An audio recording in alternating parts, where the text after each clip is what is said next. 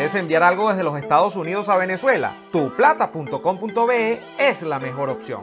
En tuplata.com.be además te asisten con tus compras y si lo necesitas, incluso las hacen por ti. No busques más couriers de dudosa procedencia, envía rápido y seguro, en avión o en barco, nos ajustamos a tu presupuesto. Tuplata.com.be, la tarifa más baja y en el mejor tiempo.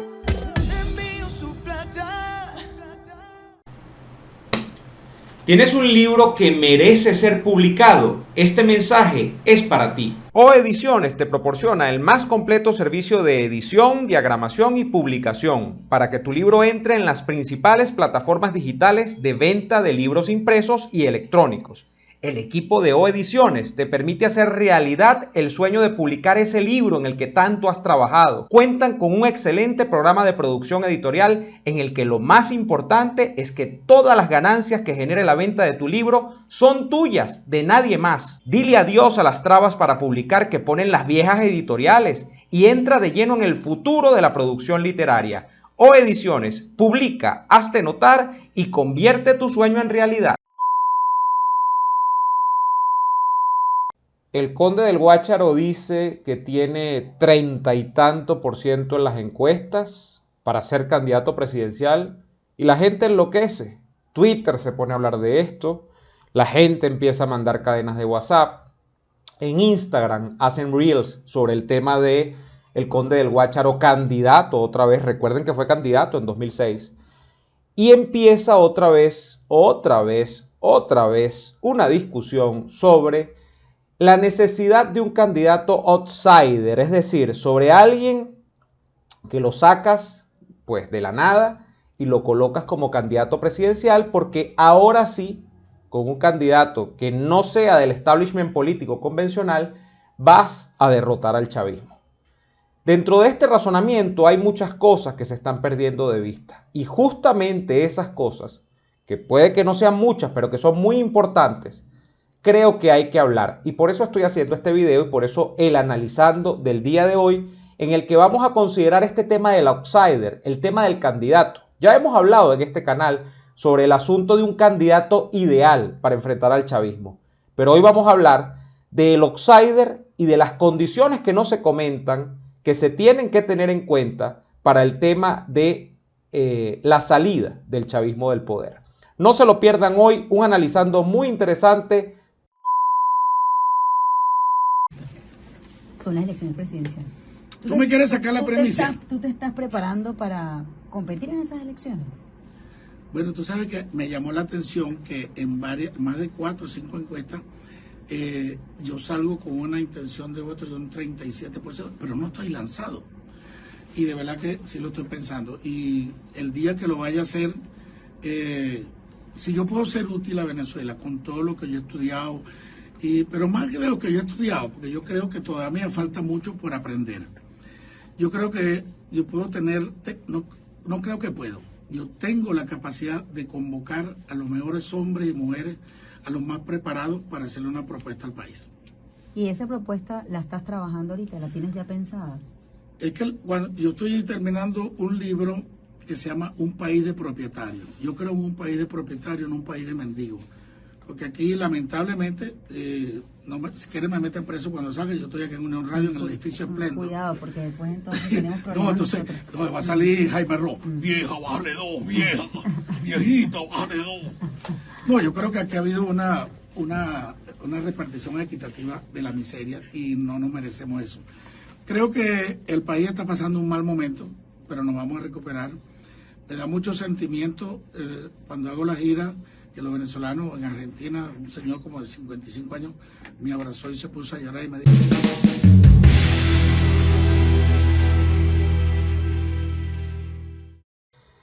Venezuela ha vivido por lo menos los últimos 15 años preguntándose qué es lo que necesita para deponer al chavismo.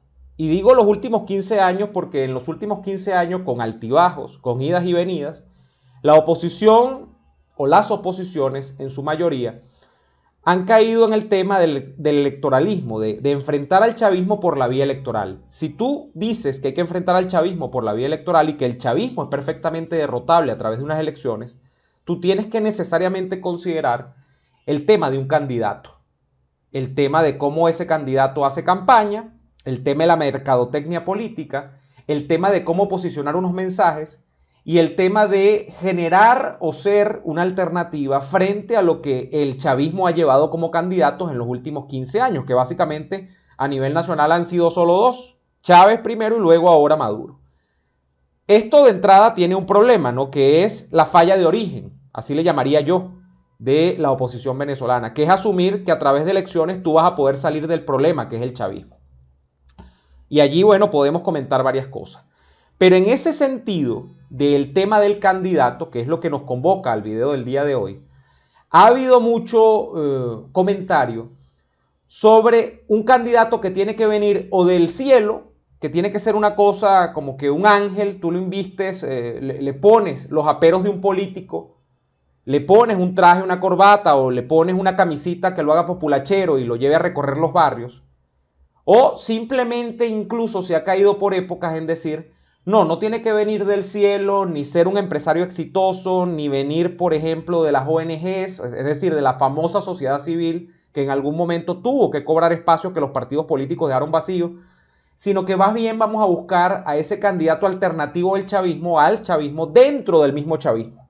Es decir, va a ser un chavista disidente. La tesis de, si le robamos a uno de ellos, pues una parte de las personas que lo siguen a ellos van a venir detrás de ese candidato y nosotros vamos a lograr la famosa mayoría suficiente para poder tener ese músculo electoral que nos lleve a salir por la vía de las elecciones del chavismo. Le voy a hacer un pequeño recuento sobre esta situación. Hacia 2006-2007, una vez que ya Chávez ha ganado las elecciones presidenciales, ha ganado, porque todavía no sabemos cómo fue todo aquello, se comienza a ventilar el tema de la reforma constitucional que llevaría a Chávez a eventualmente ser reelecto de manera indefinida. O sea, Chávez se iba a poder quedar en el poder si una enfermedad grave como la que sufrió al final de sus días no lo hubiese atacado, hubiese tenido la posibilidad de presentarse infinitamente a la reelección en este país, hasta los 80 o los 90 años. Eso generó el espacio para que un sector del chavismo, con Ismael García a la cabeza, montaran la tesis a través de ese partido llamado Podemos de que había un chavismo que se separaba de aquello, que no estaba de acuerdo con aquello. Y así ustedes tendrán que recordar conmigo cómo Ismael García se termina convirtiendo en el paladín de la justicia de la oposición venezolana, al punto de que le dieron un programa semanal en horario prime time en Globovisión, que era como casi que, bueno, el Fox News o la CNN de la época en Venezuela. Termina siendo un factor dentro de la propia unidad de la oposición que tenía mucho peso, o sea, decidía mucho Ismael García. Y básicamente es acogido Ismael García dentro de la oposición como un salvador, como el hombre que podría convocar a esos chavistas descontentos con base en la tesis de que el chavismo descontento era el que iba a tumbar a Chávez en aquel momento. O sea que trayéndote esa porción de los votantes del chavismo, tú ibas a tener la posibilidad de salir de ese chavismo. Bueno, Ismael García al final no fructificó como opción presidencial ni nada de eso. Fue después, al cabo de los años, candidato a alcalde, a gobernador de Aragua y tal, fue candidato a diputado. Y hoy en día creo que ni siquiera está en el país, Ismael García está en el exilio, ¿no? Pero la jugada que se ensayó con el chavismo disidente, con esa tesis de que había que traerse a alguien de fuera de la oposición, y en este caso del chavismo, para derrotar al chavismo, se materializó más fuertemente con Henry Falcón, viniendo de Lara, un gobernador supuestamente descontento con el chavismo, pero que es chavista estructuralmente, defiende estas cosas de Chávez y todo lo demás, y que iba a ser la alternativa, ahora sí, desde el punto de vista de un candidato presidencial al chavismo. A Henry Falcón le tocó esperar mucho. Fue candidato sempiternamente a la gobernación de Lara, de hecho allí estuvo en varios periodos, pero termina siendo candidato presidencial en 2018, en las condiciones que ustedes ya saben. Al cabo de 15 años, la tesis de que había que traerse un chavista para ser candidato desde la oposición, se nota que nunca funcionó. O sea, esa tesis nunca fructificó porque tenía una falla de origen, que es que el tema de deponer al chavismo por la vía de traerse a uno de los suyos, con base en el principio de que traerse a uno de los suyos se traía a un grupo de chavistas, no funcionaba. Porque dentro del chavismo todos son prescindibles, incluso hasta el propio Chávez fue prescindible. Fíjense cómo terminó. En ese sentido, cualquier chavista que salga del movimiento es prescindible. Cualquier chavista que salga del movimiento o de las mieles del poder es descartable. Y así hemos visto muchos casos. Chavistas muy encumbrados, Rafael Ramírez, Elías Agua, Miguel Rodríguez Torres, que hoy es preso del propio régimen. Se decían que eran la tapa el frasco. Una vez que cayeron en desgracia no fueron nada. Y así muchísimos más. Entonces, esa tesis tuvo siempre esa falla de origen. Ahora, agotada esa tesis, hay otra gran tesis en la búsqueda del tema del candidato en Venezuela. Y es la tesis, bueno, ya que no funciona traernos a un chavista porque no arrastra, porque no genera los efectos que queremos, que es que supuestamente corte al chavismo en 2 o en 3 y por lo menos un pedazo de esa mitad o de esa división a 3 se venga con la oposición, vamos a ensayar la vía de procurar un candidato que no tenga nada que ver con los partidos políticos tradicionales y que sea de unos partidos políticos nuevos. Y así fue la tesis de hacer candidato presidencial a Capriles, por ejemplo, en el año 12 y en el año 13. Esa tesis tampoco fructificó. Esa tesis no fructifica porque, bueno, ya vamos a comentar por qué no fructifica, porque aquí hay que hacer un análisis general de por qué la tesis del candidato es secundaria frente a lo que es la situación general del panorama político venezolano. El hecho es que esa fue otra tesis, traerse a gente nueva de los partidos. Esa tesis también se aplicó con el liderazgo estudiantil y allí hubo más fallas de origen, que es que no necesariamente los muchachos que venían de la generación del 2007 eran inmunes al tema de la corrupción, eran inmunes al tema de la demagogia y al tema de los malos manejos en política. No necesariamente por ser jóvenes eran santos. Eso se demostró con Ricardo Sánchez. Es la mayor constatación de que esta tesis no funciona o no funcionó. Hubo una tercera tesis que tenía que ver no con el tema generacional ni el tema de nueva política, sino más bien de factores no político-profesionales, que no es lo mismo que antipolíticos. Para mí la antipolítica es un término discutible. Quienes siguen mi pensamiento, si es que se puede decir así, o mis tesis, mis planteamientos teóricos, saben que yo no creo en tal cosa como una antipolítica, porque un planteamiento que reacciona contra la política del establishment no puede ser calificado de antipolítico, es un planteamiento político. Lo único es que es un planteamiento político o disruptivo o alternativo o de ruptura, como ustedes le quieran catalogar. Pero al ser un planteamiento que se va contra esa política establecida, es un planteamiento político, no es antipolítico. Ahora, volvamos a esta tercera ruta de ensayos que tomó con el tema del candidato a la oposición. En algún momento se dijo: no tiene que ser un político profesional. No tenemos que buscar ni siquiera en las nuevas generaciones de las universidades o de los partidos políticos. No es que hay que darle paso a partidos jóvenes. Es que hay que prescindir del tema de los partidos y buscarlos dentro de la figura de lo que sería más cabalmente entendido como un outsider, es decir, un actor externo a todo esto. ¿Y dónde podemos buscar? Bueno, o buscamos en la ONG que defiende los derechos humanos y que dice que defiende las libertades civiles, o nos vamos más allá, nos buscamos un referente nacional que supuestamente unifique a chavistas y opositores, pero que sea exitoso en lo que hace. ¿Dónde tenemos que buscar? En un empresario, en una persona venida del mundo de los negocios. ¿Y dónde hay que apuntar? Bueno, en la mejor empresa en términos nacionales de distribución que hay de alimentos, que es Alimentos Polar. Vamos a hacer o a procurar que el candidato sea Lorenzo Mendoza. Esta opción realmente nunca fructificó porque Lorenzo Mendoza nunca ha querido, o por lo menos no lo ha manifestado públicamente, querer ser candidato presidencial. Las razones ni siquiera las voy a discutir, serían material para otro video. Son material además para la especulación porque no tengo claro por qué nunca el señor ha querido ser candidato presidencial, pero sí tengo claro que no necesariamente siendo candidato presidencial él se derrotaría automáticamente al chavismo ni sería un santo hecho candidato, porque el señor es humano. El señor se ha entendido con el gobierno en ciertas oportunidades para mantener la operatividad de su empresa dentro de Venezuela, de manera que no es un opositor radical, no tiene nada que ver con eso. Y bueno, a final de cuentas es Lorenzo Mendoza, no es Papá Dios. Ahora, les decía al principio de este video que yo sentía que se pasaban por alto factores estructurales que no se mencionan cuando se habla del candidato, que ese candidato esto, que si tiene que ser esto. Y es que al nosotros ponernos a hablar de una persona, una dama, un caballero, que tiene que tener tales o cuales atributos, estamos pasando por alto el marco general de la situación. El marco general de la situación, y es una pregunta en voz alta que yo les hago a ustedes, es si en Venezuela tenemos democracia, porque solo en las democracias la gente elige, es decir, solo en la democracia la opinión de usted y la mía cuentan para algo a la hora de escoger a un gobernante, en este caso a un presidente de la República.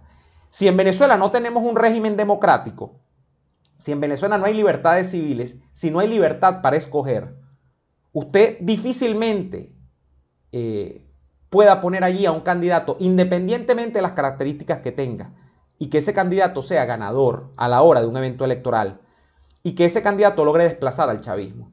Usted puede traer a Papa Dios, puede traer al Papa Juan Pablo II, puede traer a resucitar a Mahatma Gandhi y lo pone de candidato, puede traer a nuestro santo, beato, José Gregorio Hernández, y lo convierte en el candidato de la oposición al chavismo, como quiera usted llamarle, la disidencia, lo que sea. Lo pone allí. Y si ese candidato tiene que pasar por un filtro que se llama CNE, que se llama Sistema Electoral Venezolano, que se llama Plan República, que se llama ventajismo en los medios de comunicación, que se llama Puntos Rojos, que se llama, o se llamó Tibisay Lucena, ahora se llama Pedro Calzadilla, que se llama Smartmatic, o se llamaba Smartmatic, ahora ni siquiera sabemos cómo se llama, pues muy difícilmente ese candidato, así sea nuestro beato José Gregorio Hernández, va a poder tener éxito, porque el sistema condiciona la ecuación. El sistema condiciona el resultado de la operación matemática que tiene que ver con esa elección. Entonces partimos por ahí. Hay un sistema electoral que no es transparente. Y en un segundo elemento de análisis es lo primero que les asomaba. No tenemos una democracia en Venezuela. De manera que si usted no tiene un régimen democrático, ¿cómo usted pretende que quienes gobiernan, por mal o por bien, este país, van a pretender o van a admitir que alguien que no sea uno de ellos gobierne este país? ¿Qué es lo que dice pues, en unos ataques de sinceridad tremendos Diosdado Cabello en los últimos días? Pero que también en tiempos pretéritos lo ha hecho Vladimir Padrino López desde el ejército, sin el mayor prurito. Lo ha dicho por la tapa de la barriga, que no van a permitir que la oposición gobierne. Allí es donde está el problema. Entonces cuando yo veo que la conversación pública, y digo pública porque se va hacia Twitter, se va hacia Facebook, hacia Instagram, TikTok no sé, porque ya saben ustedes que no me manejo, como dirían los dominicanos, con esa tecnología. Cuando yo veo que la discusión se va hacia si el conde del Guácharo sería o no sería buen candidato, que no, ese sí, porque ese viene de aparte y todo el mundo lo respeta y se hacen unos análisis semiológicos sobre la importancia del conde como símbolo, contra quien no tengo nada, pero que tampoco lo pongo en un altar porque es un ser humano como usted y como yo. Yo creo que allí se desvía totalmente la mirada sobre lo importante en este caso, que es que usted ponga a quien ponga. Hay un sistema electoral y un régimen político no democrático que prelan la ecuación, que están antes que todo lo que tenga que ver con el candidato. Lamentablemente, la mayoría de la gente pierde esto de vista y se pone a sacar cuentas. Y entonces dicen algunos, bueno, no, ponen a María Corina Machado, al Conde, y otros todavía sacan a Lorenzo Mendoza, que ni siquiera es candidato a nada. Miren, puede ser el que sea. Si usted no arregla el entuerto del sistema electoral, que no veo a nadie en este momento arreglándolo, y si no atiende a la naturaleza del régimen, que no es democrática, aquí podríamos disertar sobre si es tiranía, es dictadura, es en términos genéricos una autocracia, sería una interesantísima discusión politológica. No es el caso es que no es un régimen democrático, no admite la ida del poder por métodos democráticos, hasta ahora. No lo admite, está demostrado que no lo admite. Y que incluso cuando admite que supuestamente perdió una elección como en el año 2015, después agarra y saca unas sentencias por un tribunal espurio, como ese tribunal del Tribunal Supremo de Justicia, y dice que la Asamblea Nacional no tiene poderes algunos para legislar, porque está en una situación de usurpación, que está en una situación de invasión de competencias. No admite el resultado electoral. Eso es lo que nos ha quedado claro durante todo este tiempo. ¿Cómo usted se va a poner a discutir sobre si el conde del Guácharo unifica o no unifica a Venezuela? Sobre si María Corina es buena o no lo es, que para mí es buenísima, y yo lo digo siempre, en una condición ideal, donde hubiese democracia en este país, donde el sistema electoral fuese transparente. Yo no estoy solo seguro de que ganaría, sino que estoy más seguro todavía que yo votaría por ella. Eso no se los niego ni por un minuto. Pero desviamos, repito, la atención sobre lo importante. Aquí lo importante no es el candidato, lo importante es el sistema. ¿Cómo lo cambiamos? No sé. Materia para los políticos. Lo que sí les sé decir es que el sistema electoral no es sano, ni el sistema político es democrático. Entonces, mucho cuidado cuando les toque analizar este tema de outsiders o no outsiders, o insiders, como ustedes les quieran llamar. Todos terminan bajo el mismo embudo porque no tienen posibilidad alguna con este régimen de salir electos primero y que les sea reconocida esa elección. Ese es el caso. Muchísimas gracias por ver estos contenidos. Como ustedes saben, pueden apoyar todo mi contenido en este canal de YouTube suscribiéndose a mi cuenta de Patreon. En Patreon me consiguen como patreon.com/neoadolfo, patreon.com/neoadolfo. Con tu apoyo me ayudas a seguir, pero también puedes apoyar este canal a través del enlace directo que dejo a PayPal en la descripción de este video. Muchas gracias por suscribirte al canal, por dejar tus comentarios, por darle me gusta a los videos. Muy importante para que Google y para que YouTube nos posicione mejor en el algoritmo de búsqueda. Es muy importante esos me gusta. Por activar la campanita para que estés pendiente de cada vez que subo nuevo contenido al canal. Y bueno, al final de cuentas también por suscribirte a nuestro canal, que es muy importante para hacerlo crecer progresivamente. Tenemos la meta inmediata de llevarlo a 50.000 suscriptores. Estamos cerca, faltan menos de 5.000. Allí vamos, enrumbado, y luego vendrán los 100.000, Dios mediante, en algún momento. Nosotros nos despedimos por ahora y nos veremos en una próxima oportunidad.